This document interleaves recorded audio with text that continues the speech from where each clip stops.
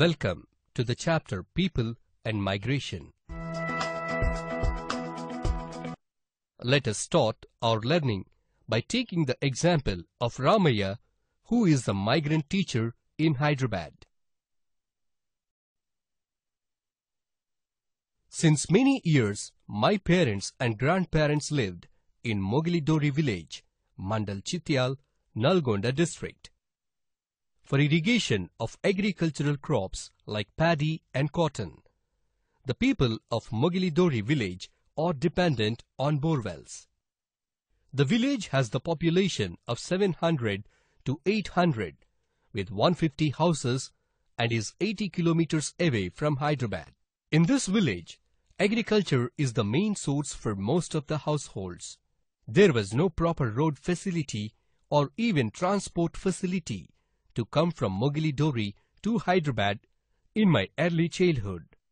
Our village had a government primary school with students studying classes 1 to 3 in 1970s, but now it has been upgraded up to 5th class. In Mogilidori, my friend's advice, I had applied for the teacher training certificate course in government institution and completed successfully.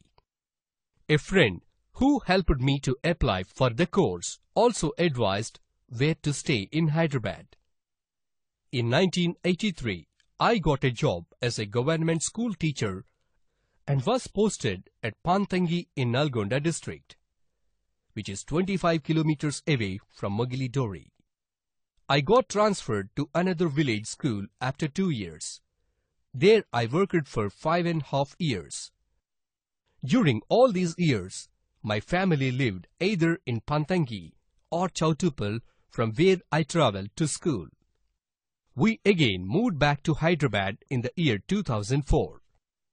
We are not in farming for the last 10 years. The well we used earlier is dried now. Our land was given on lease to a local person in Mogilidori. He pays some money to us and grows cotton in our land. The former agricultural labor families now leased the land, and the families who owned land during my childhood have migrated to cities now.